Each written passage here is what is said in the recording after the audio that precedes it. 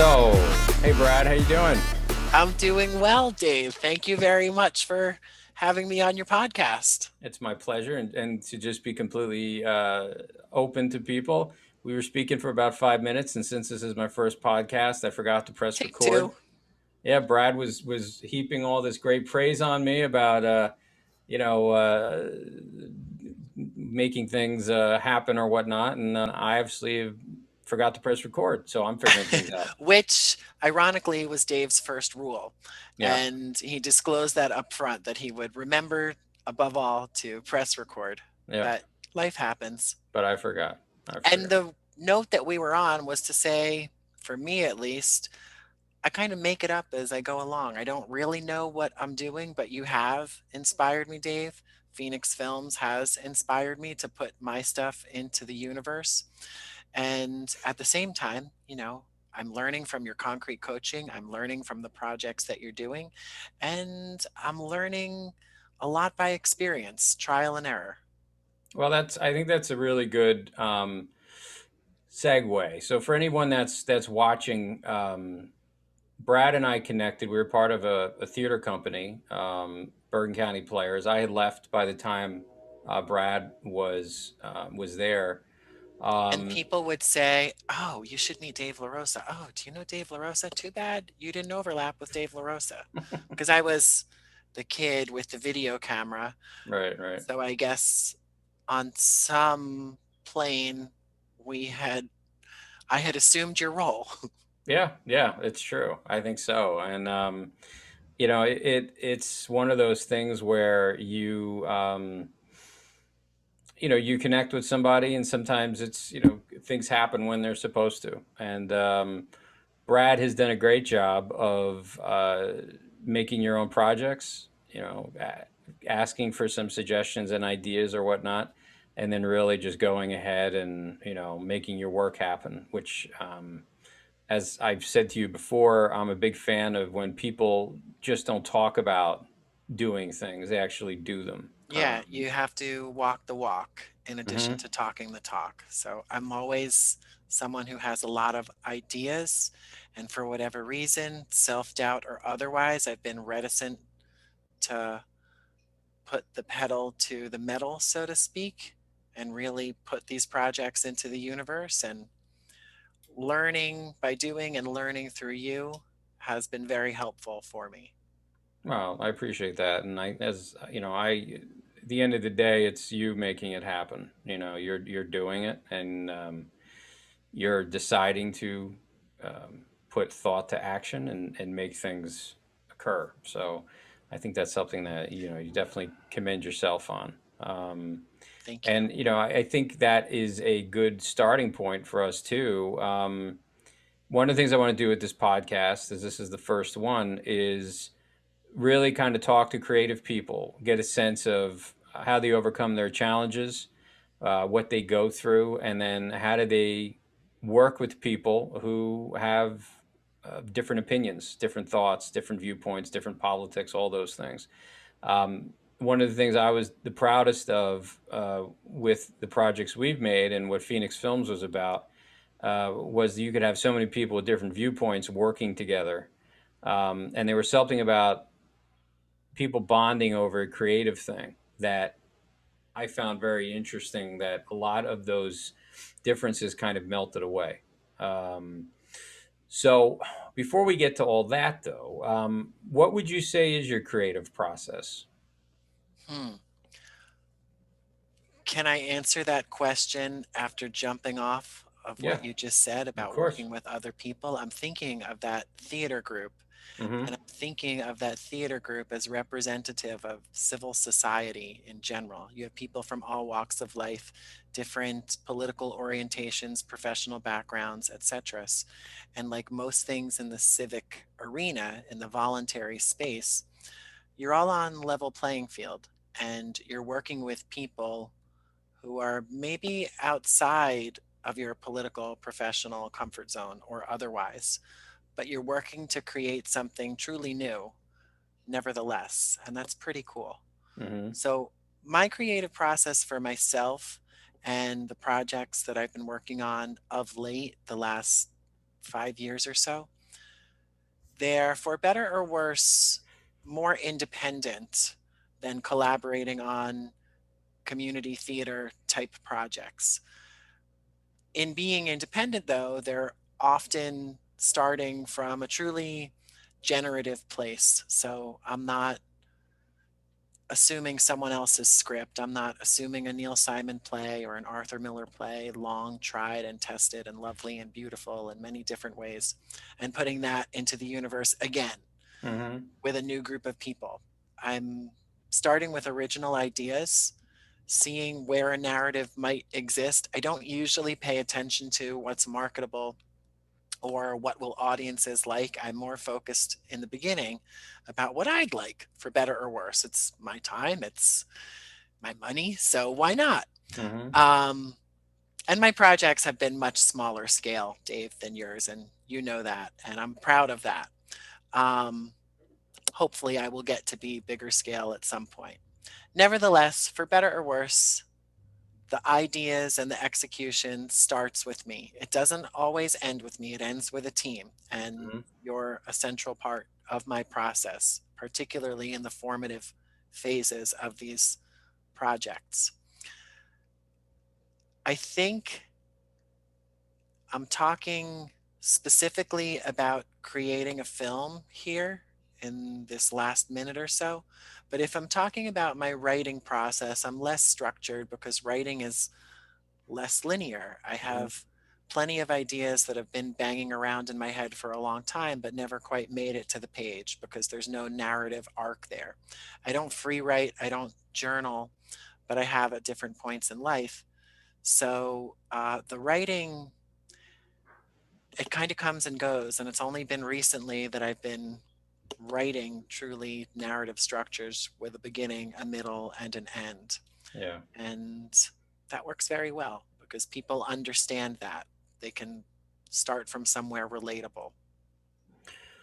So you would you say your creative process really is just kind of getting an idea and then starting to let it grow and flesh it out and really see what speaks to you? Yeah. Okay. With respect to narrative writing and writing a play or writing a film, for me, it has to start with the conflict. Mm-hmm. So sometimes I might have a character that feels really colorful in my head, and maybe I have a lot of witty one liners for that character, but the character can't really find their way into an appealing conflict. So it just sits in my head, or maybe the jokes get written down and nothing comes from it. But for writing plays and films, for me, I have to start with what the conflict is. And in my projects of late, the last 5 years, the conflicts have been, everything else has come out of the conflicts. And they've all been conflicts that I just felt compelled to write about. Mm-hmm. So do you think do you feel a lot of your writing kind of like if there was a soil that it grew from, it would be conflict? It makes you Yes. want to write? Yes. Okay. And your wonderful listeners or viewers may think that conflict is a pejorative term, Mm-hmm. that it always implies divisiveness, but not so much in a writing sense. Maybe one character wants something tangible and the other character wants something intangible. Maybe it's an internal conflict and someone keeps waffling on whatever it is they perceive their goal to be: All right. getting married, changing jobs, changing the direction of their life, which was the central conflict of one of my short films. Or maybe it is, in a tried and trusted sense, what most people think of, where two characters are at odds or two groups are at odds. Yeah. Conflict comes in all different styles. Mm-hmm. Okay. I think that makes sense to me. I think it's always interesting. I feel myself that I have to want to speak to something. I have to want Yes. to. tell a story or find something deeper I want to say and put a story over it. You know what I mean? Mm-hmm. Sometimes cloak it a little bit. My wife and I came up with 300 rules, right? Things that we wanted to accomplish. It was, Literally 300? well, it was something Steve Harvey came up with. Um, and it's supposed to be all these things that you would like to attain in a year. Um, Huh.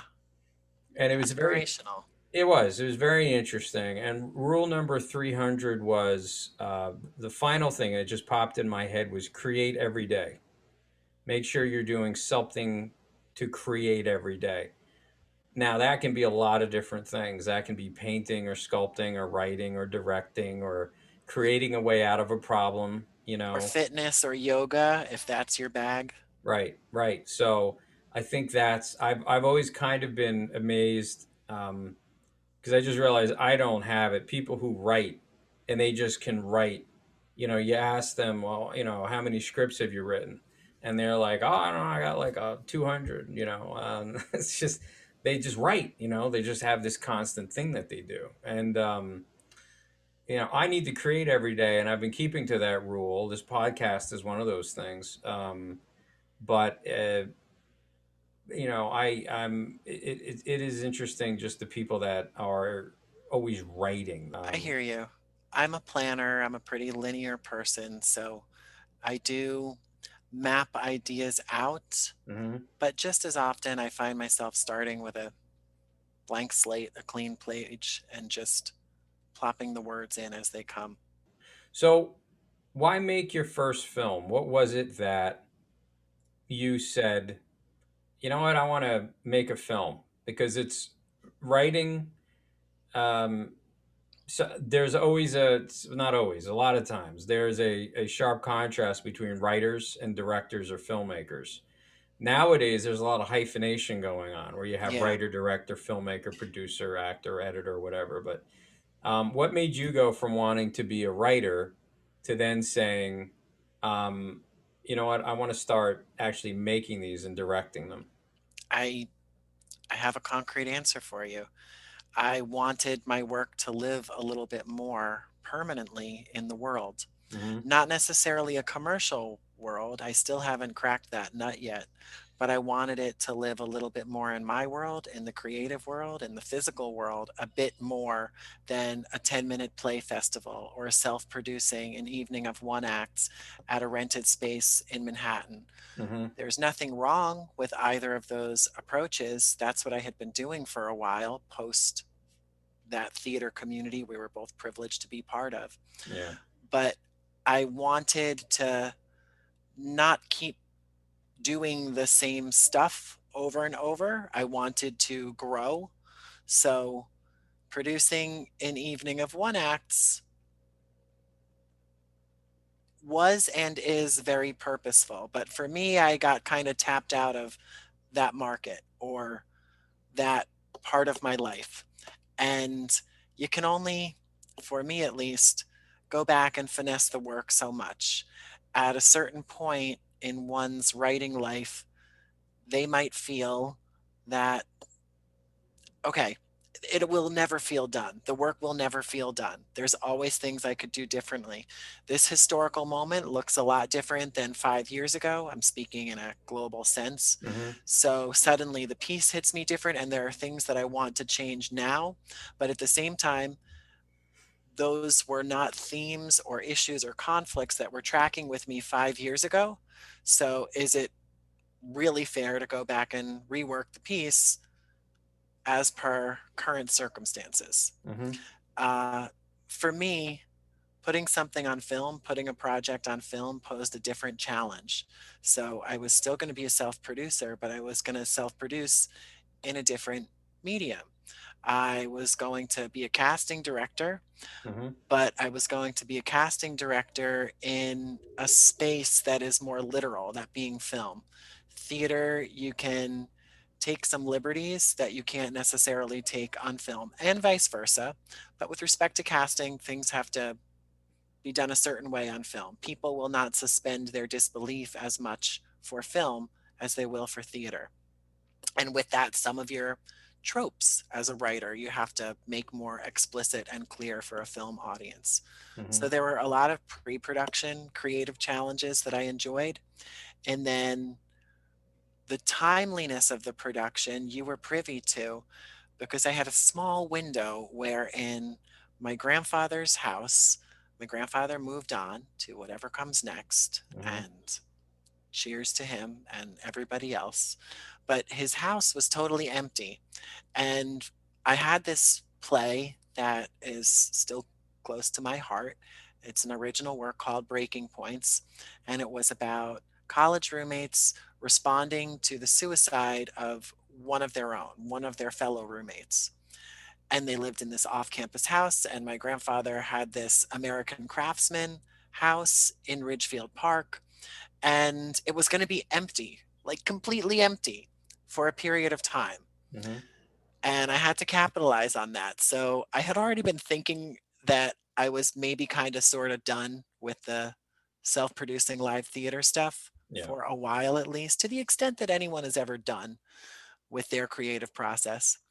And this house being available for a finite amount of time presented an opportunity and a reason to really get my butt in gear and pursue film, pursue making a film. And I did it. And with your coaching and insight in pre production, you empowered me to do it. And I did it as a one person shop, so to speak. The direction, the camera work, and maybe in hindsight, I would do things differently. But for a first project, it was for me a success. It got visibility that I didn't anticipate because of the subject matter, Hmm. because my wonderful cousin, who happens to be a real housewife, lent her good name to the project for a couple cameo moments. Yep. Um, and then you take what you learn on that project and you move it over to the next project. So the next project in pre-production, it wasn't just me and our conversations in pre-production where you were offering your time and insights as a mentor and coach were different. It was about contracting with union performers. And suddenly one has to professionalize very quick and form a little LLC so you can deal with the contracting. I never thought I would be doing that, but in my mind, you have to learn something from each project. So I hope that each of my projects has grown. It's true for live theater too. Even though I'm kind of lumping it all into the same bucket retrospectively, I would never just slap up the same thing twice. I'm with you. I don't do things just for the sake of doing them. I believe there should always be something to learn, however big or small, every time a project is produced.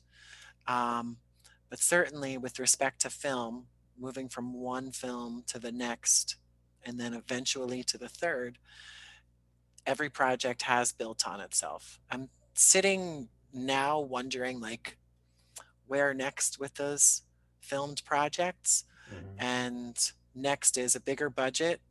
Next is a professional crew. All the technical stuff that I never imagined myself getting wrapped up in. That's what helps to up the game at this point. The issue of distribution and who's going to see it, I care about that. I want the work of the actors, particularly the name talent that I've been very lucky to attract to these projects, and all of the actors. I want for their work to be recognized. But distribution and markets and audiences tracks lower on the totem pole to me than what is what is there to learn from this artistic endeavor. All right. Yeah. Well, I think you have, with each of your projects, you've shown a step up.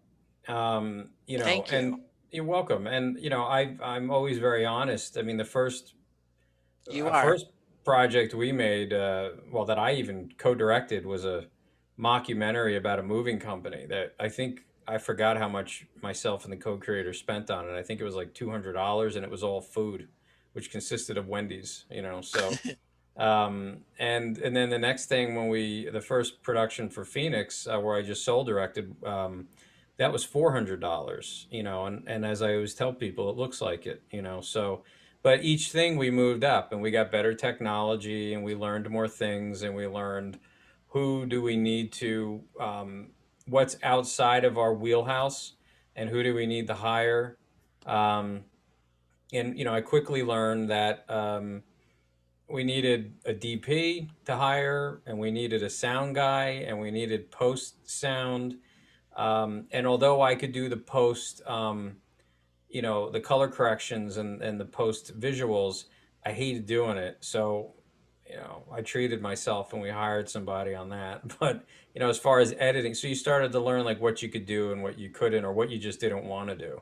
And what, conversely, what you like doing. Hmm. Editing is storytelling. Yeah.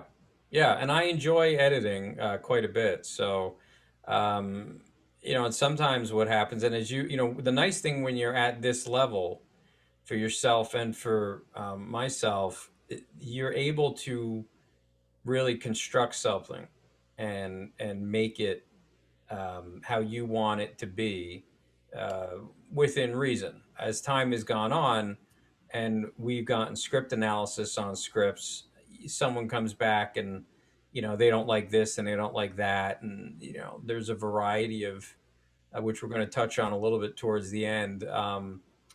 Uh, you know, there's a variety of personal opinion that comes into play sometimes. So that's always a challenge. So how would you,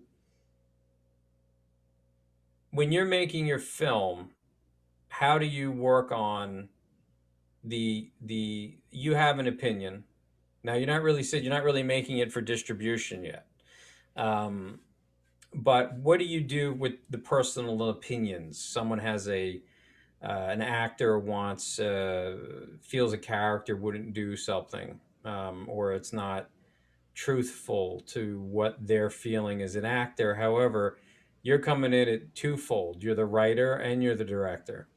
There's Yeah. no saying, well, maybe the writer didn't really Yeah. understand this, you know. It's possible, right? You know, it's possible you didn't understand. I always say sometimes, you know, the creative impulse hits you, and you don't realize until later on how a bunch of things strung together. You weren't purposely trying to do that when you were writing, but in your retrospect, whatever that creative spirit is, it was creating something beyond Yeah. even what you were aware of. But Yeah. how do you handle the actor, or the other creative person that has a opinion about their character? Not the other stuff we're going to talk about later, but just the character, about what you wrote.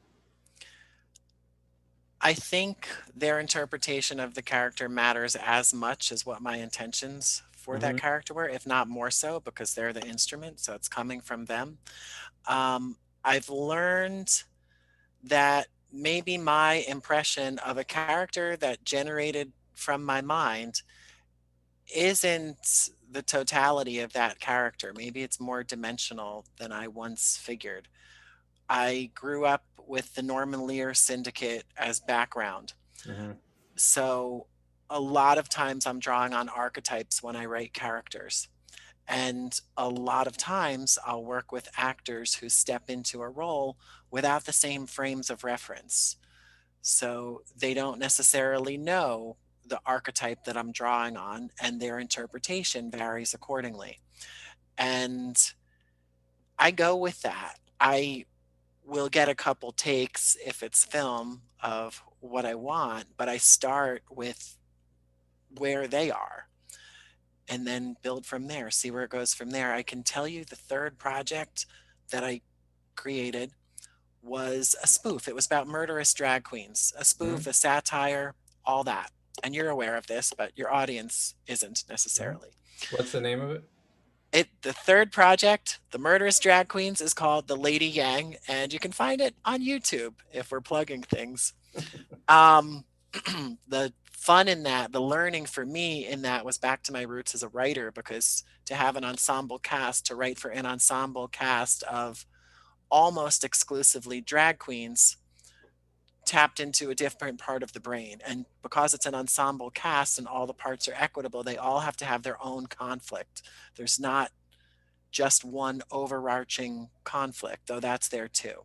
So that was very fun as a writer.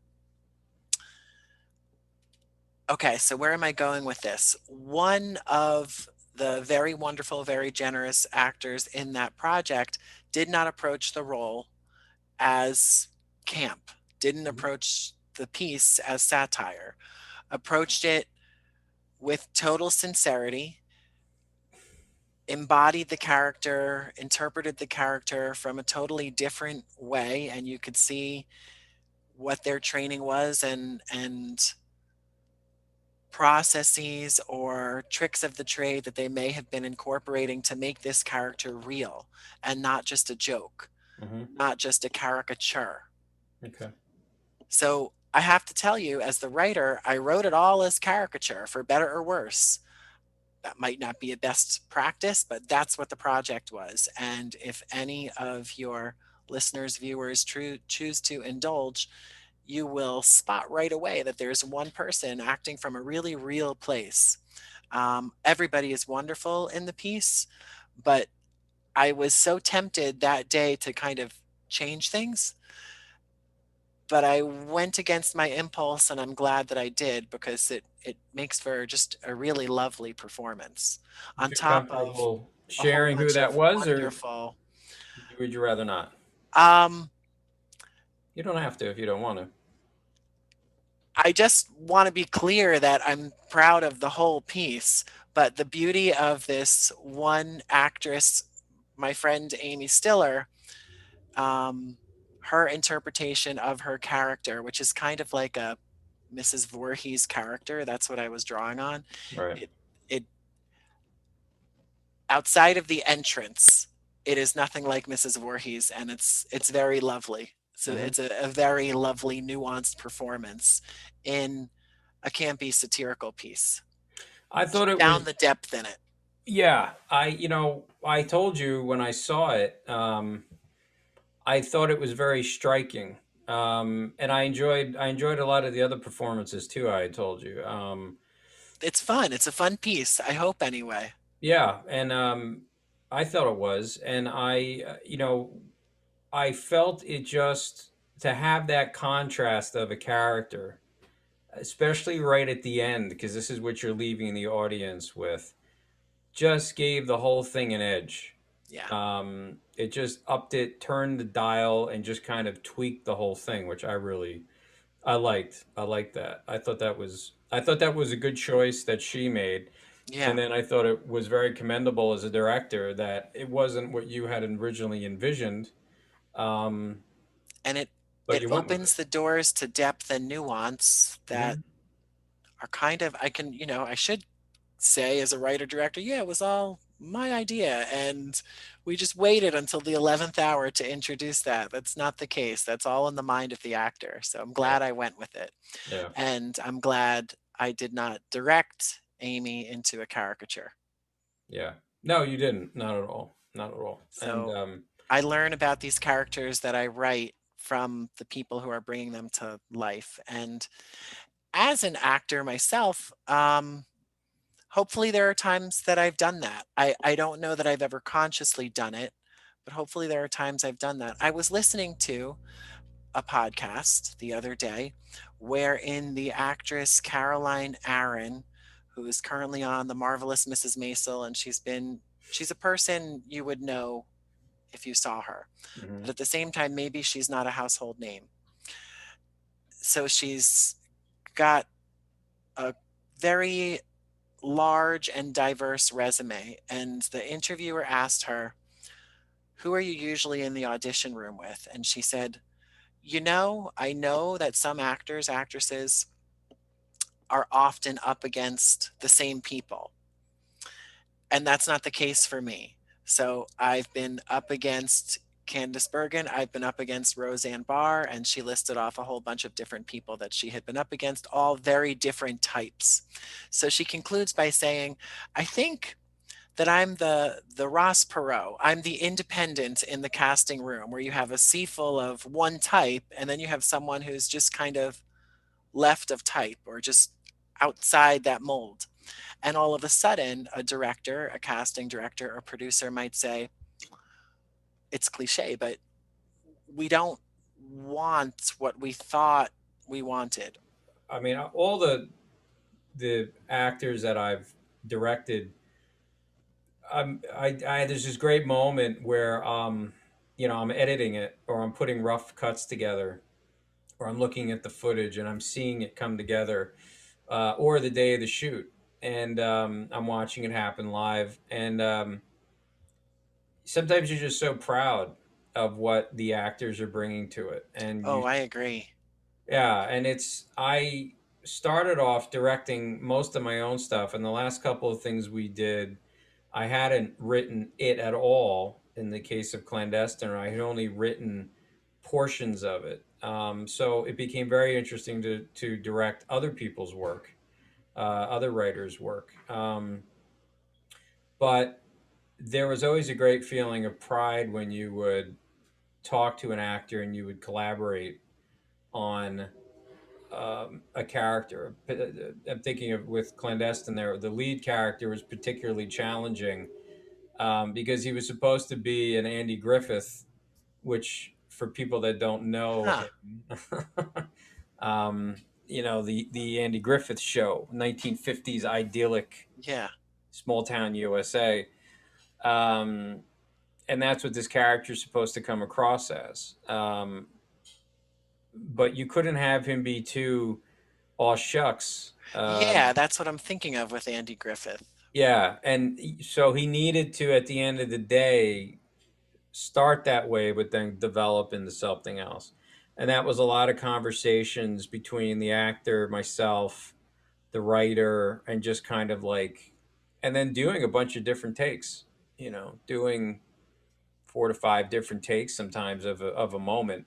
So we had things to play around with in the editing. Yeah. And you're dealing obviously with more than Aunt B has a fire in her kitchen. You're dealing with drug control policy.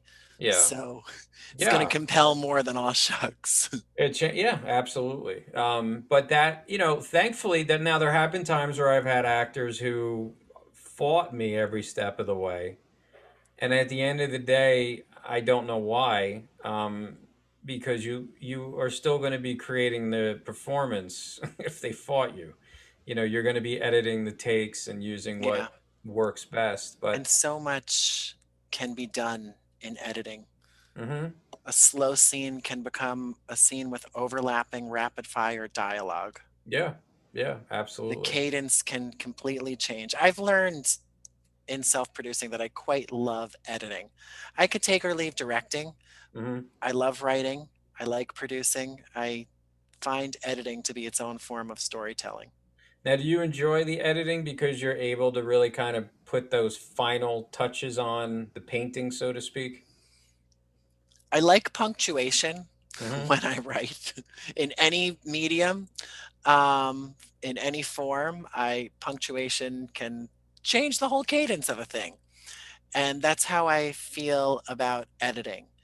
And yes, I also like that editing is near the final product. Yeah, yeah, yeah. But really, I like scoring the piece. I'm using air quotes for those who might be listening instead of watching. Well, you've done a good job. You did a great job, actually. I try. And then I was going to say something earlier, Dave, wherein, I'm doing this stuff. It's true. And there are ways in which I want to up my game the next time I do a project. I want to have a budget. I want to raise funds. I want to have a professional light and sound crew and all that stuff that you kind of take for granted as someone who is just so focused on the writing and the storytelling and the cadence, as I have hmm just been harping on for the last minute or so. Um, And you do all that, and you have this beautiful masterpiece on your computer screen. And if it's your first film, which is the case with mine, and you go to a festival, if you're accepted into a festival where someone has also watched it on their computer screen, and suddenly your actors are 60 feet tall Yeah. and you have a very impressive sound system blasting the audio at you, and every little distortion is minimally a foot larger than you ever anticipated. Yeah. You suddenly think, oh boy, it's not all writing and narrative and cadence. No, the first full length feature that I did, we did a viewing in the city. Not the best. I won't say the name of the place. Not the best sound system. The weekend before, they had a band in there, and they had, everything was up way beyond 11. I think they were up to like 28. So, um, but then we went to go play the movie, and I like I like the music. To me, the music is one of my favorite moments of film. Is when you put the music in. It's like salt on a steak. It can just Mm, bring out, or you yeah, so I always kind of really like that music in there. And yeah, the thing I usually would get with the post sound guys is you make the music a little louder, and they're like, you're starting to peak. It's starting to get into the yellow. Um, uh, but with this one, no one had. I was going to do it my way. So we started the movie, and everybody's ears started bleeding because the sound was so loud. And the walls were vibrating, and it was a learning experience. But those are some of those things. You learn, and you kind of build from there. yeah, for sure. So The third piece that we talked about, the Murderous Drag Queens, yeah. I produced that for the online space.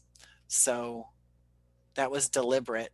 And my learning process in that, like I said, it was more rooted in the writing and the conflict. But the piece in between the first and the third, um, it's called Awakening Arlene, as you know. Mhm. And I was able to address some of those technical issues that I had never given thought to.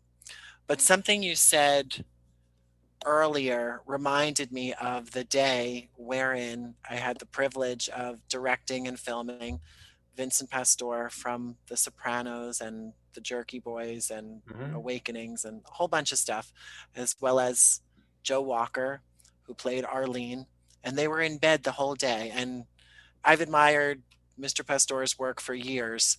And I remember at the end of the day just being in such euphoria that he got in the bed with the lead actress, Joe Walker, a wonderful actress and friend, and did that for me and for my project.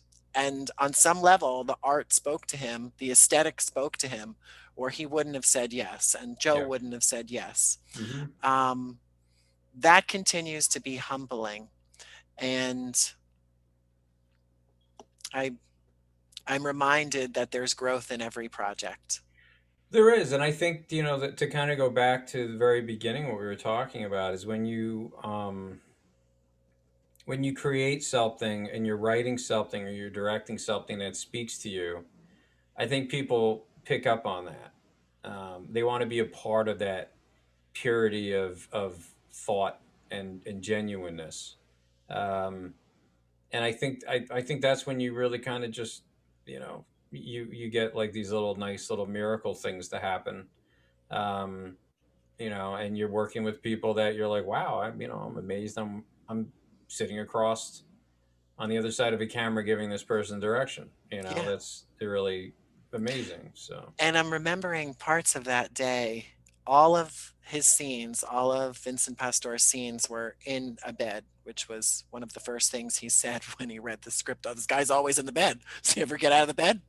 Um, I remember there were so many great takes, and in a theater, in a live performance space, they're all going to land. But mhm. when you're directing for film, you have to know, like, oh, the phone was in front of his face for this take, or Yeah. oh, the lines overlapped on this take. And Hmm. even though I might want them to overlap, I want to do that in post. Yeah. Um, so a lot of the really beautiful stuff in film, you kind of have to scrap because the theatrical moment might be hampered by something technical. Yeah. Well, that's, I mean, one of the most frustrating things is, and I'll never tell people where, but each one of my movies, there's been a moment where I loved the take so much. There was something technical that bugged me. And I was like, you know what? Forget it. I don't care. Like, I'm going to let it, I notice it. I don't know if anybody else does. And in most cases, I don't think anybody did. You know, then I would mention it to them later on. Oh, yeah, now I see it.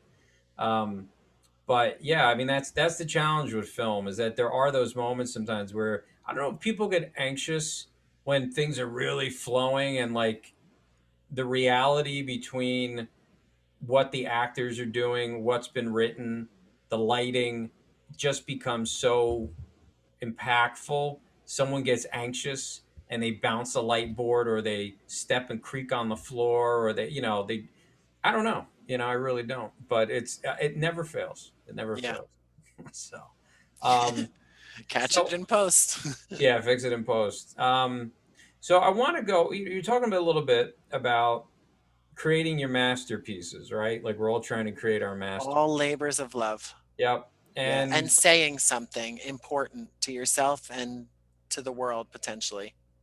I agree. So with that being said, one of the things that what made me really want to start doing these podcasts is we live in such a tribal world right now. We do. Everybody is they've gone into tribes. That's the only way. Tribalism. Yeah. I don't know if it's having myself a little bit of a background in psychology and social work. I don't know if it's something the human brain defaults to when it is confronted with new challenges, such as things it doesn't understand yet, like the internet and Twitter, and being able to not have to sit on an opinion. Um, and just be able to say, "Wow, that this pisses me off. I just told this person to go after themselves on Twitter," or, "I'm going to cancel this person," or "I'm going to, Yeah. do this, do that. I'm going to call this person's job." All these things that we hear about, and try to get them fired. One of the things that I saw this starting when we started Phoenix Films in 2008. Um, like a obsessive political correctness culture that was going beyond respect, which everyone should do, in my opinion. Not everyone believes that, but it was going into almost if you don't agree with me, there's something wrong with you and you're a horrible, horrible human being and I wish you would die. That type of stuff. I want you to lose your job. I want you to get divorced. I want you to not have any friends. I mean, like just over the top stuff. The thing that I really loved, and we were very picky. The number one rule to enter Phoenix Films when we had the ensemble. For people that don't know, we had an ensemble of about 30 people. Rule number one was don't be an asshole. If you were an asshole, you were not allowed into the company. Hmm. Um, and some people would say, "Oh, I don't think I'm an asshole," which sometimes indicated they might be. I mean, that was like an interesting thing we saw that would happen. So, what I was very impressed with was that we had people of multiple different beliefs, religions, orientations, creed, I mean, you name it, politics, political views. Um, but when we were making a project, everybody was able to focus on the project. I only one time had to say to somebody, they were going off on something that happened in the news, and I had to go up to her and say, "We don't talk about politics on any of my film sets or in Hmm. Phoenix Films in general. There's no politics. Talk about it later, but you're not going to talk about it now, because if you do, then that's going to potentially cause strife with someone else who may not hold your views, And now we're not all working towards the same goal, which is to make this film that everyone ideally will be able to enjoy.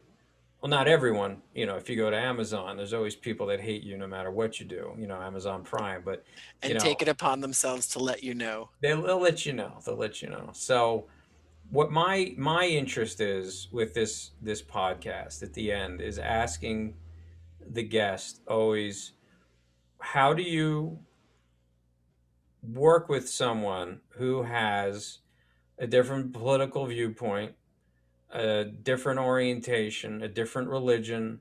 Um, you know, now with Facebook, people can post their views on something.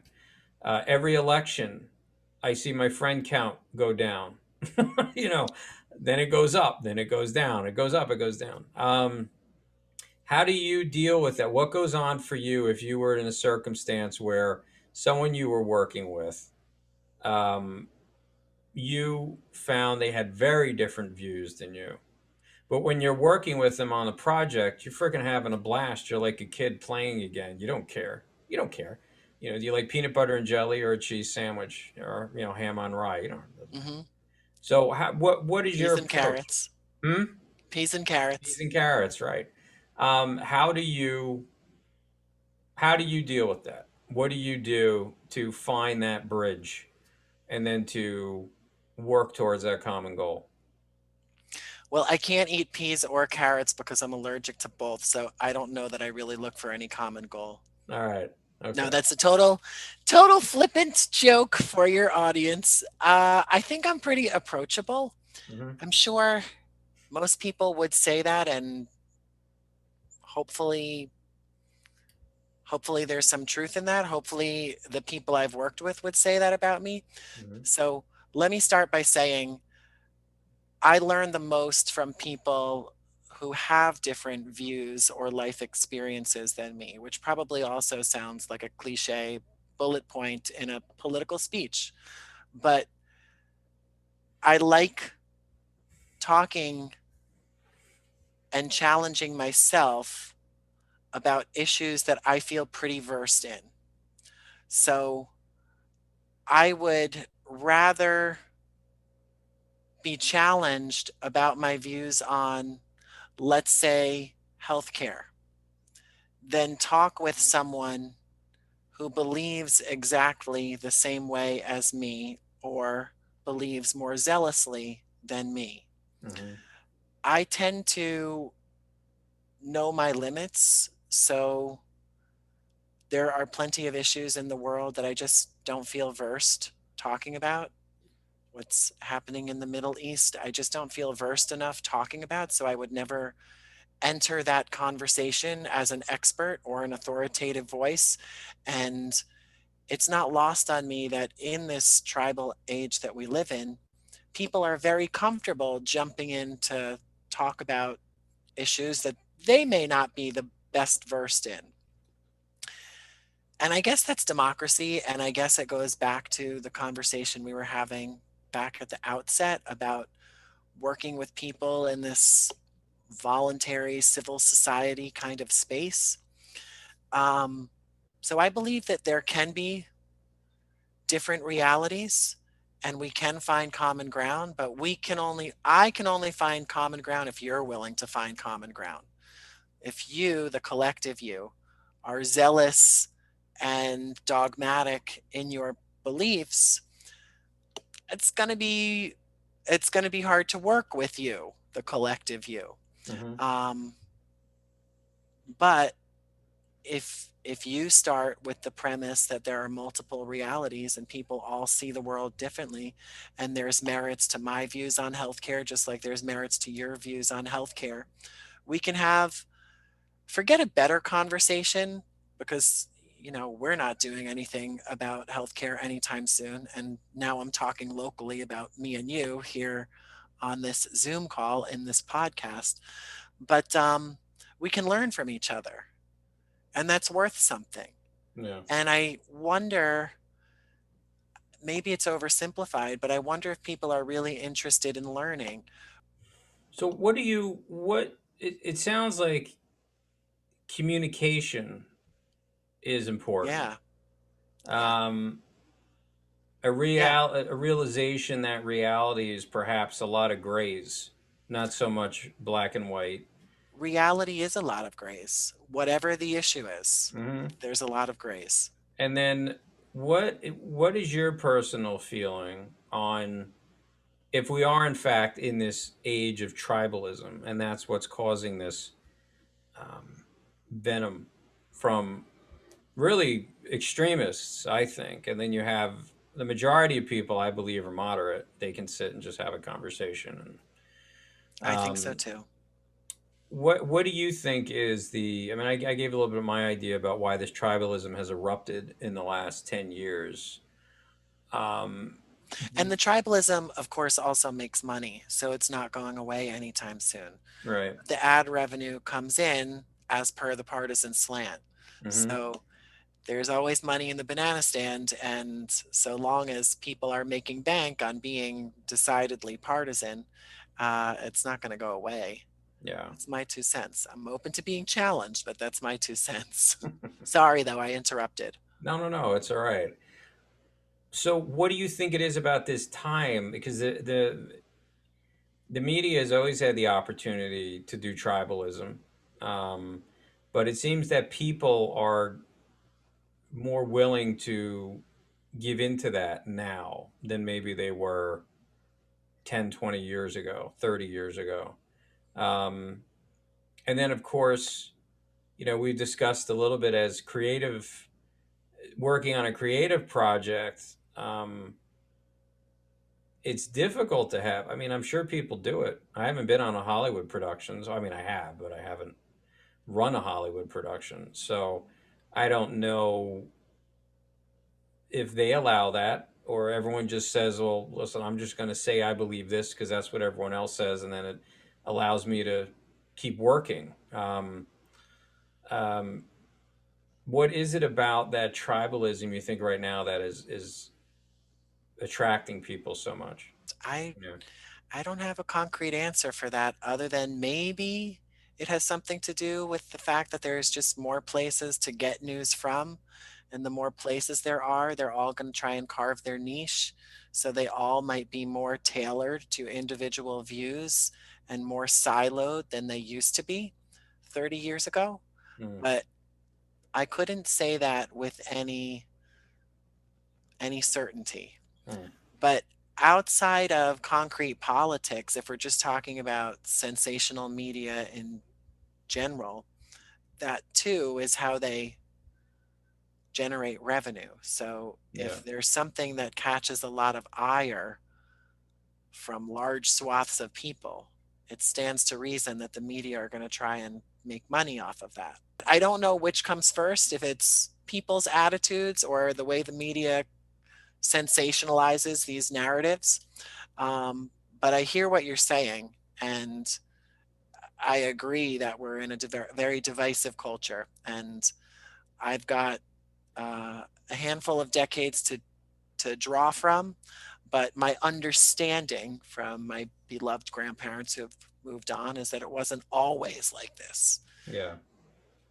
So how do you bring that it wasn't always like this to your film set when you're making a movie or you're doing something in theater?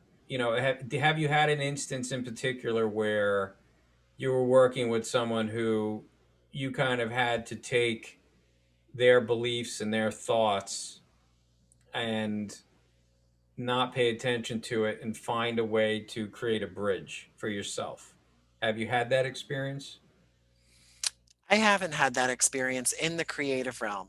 Hmm. Maybe that's because the last 5 years or so, I've been the leader of these projects. So things kind of organize around the tone that I'm setting. Yeah. And I'm not someone that needs to call himself a leader at all times. I don't. So I would like to think again that I'm pretty approachable and collaborative and I meet people where they're at. But also, I'll go back again to the conversation about the community theater group that we were part of. You're you're volunteers. You're part of a creative, maybe not everyone is a volunteer. There's actual transfer of money in plenty of these situations. But in my experience, all the actors, all the crew are working towards a common goal. And that's the focus, whatever that deliverable is, whatever the project intends to be. So the overtly political stuff or the overtly divisive stuff, I haven't come across in any of my creative projects. In fact, my creative projects, that's my escapism from all that real world noise. Yeah. Not that art isn't real world. I mean, it's reflective of the real world. Hmm. Art mirroring life or life mirroring art. There's a reason that phrase exists. Yeah, no, it's very true. It's very true. So when you were doing the theater shows and there were people with different opinions, how did you see that handled successfully, and how did you see it handled not successfully at Bergen County Players in Okay, Southampton? so,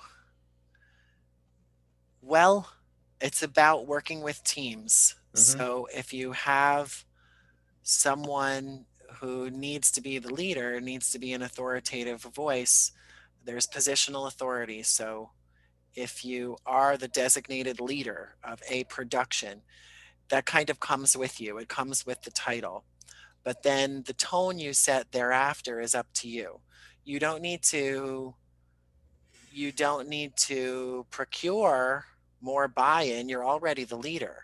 Mm-hmm. Um, but if you're setting a tone that commands something more than basic human dignity and respect, if you're setting a tone that's not collaborative with other players, with other crew members, perhaps, uh, that's setting a tone. And some people will tolerate that, and some people will tolerate it longer than others. And some people will move on, and maybe they'll move on from the project, or maybe they'll move on from the group. Mm-hmm. And I've seen all different scenarios. And some people will say nothing and be content towing the rope because they're happy to be part of a project. Yeah. Yeah. So it seems almost like our, and we'll be wrapping up. Our takeaway is communication, um, understanding, Transparent communication for sure. under, Transparent communication. yeah, understanding why you're there, um, understanding why some other people may be there, right? Because everyone has a different Yeah. reason. And then realizing the world has some grays to it, and perhaps that is some steps. I don't know. This is going to be something we'll be exploring through each of these podcasts. I'm asking people some people who I know very well, such as yourself, and some of the other guests coming up, other people that I'm just starting to get the pleasure of working with. And then there's going to be some people I don't know at all that are getting referred over. So it's going to be very interesting to kind of see where this all kind of lines up. Well, congrats for doing it, for again walking the walk. These are less desirable times, although hopefully there's an end to the pandemic and quasi quarantine. Hmm. But being creative has gotten me through it. Being generative to the greatest extent possible has gotten me through it. It's Absolutely. one of the few things I can really run with by myself is putting pen to paper. And Hmm. I wish I was able to do more of that in quarantine, but I was able to revisit some of those old plays that I haven't touched in 5 years. Oh, that's great. I think that's I'm hearing a lot of stories of people who use this time to do a lot of things. Because we tend to be more creatively bent.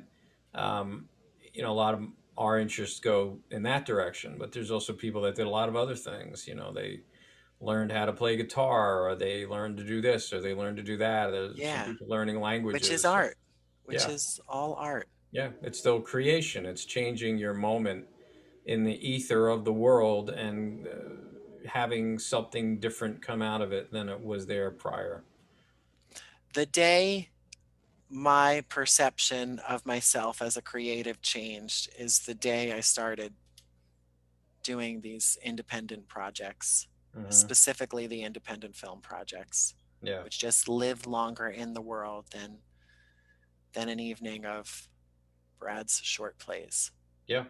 Yeah, and like I said, that was why I really wanted to get into doing the film, is it would be something that would continue to live and breathe and not simply be a memory. And something that people could continue to some projects build up they get released and they're kind of quiet. It's a very quiet release. And then as time goes on, you see the views and you see upticks in a lot of things and you're kind of like, wow, that's interesting. So That's it's awesome. it's that organic it's that organic aspect to just life, I think. It's very, very interesting. So I want to thank you very much for joining us Thank you. in this This and is being the first. poetic. Yeah, it's awesome. It was awesome.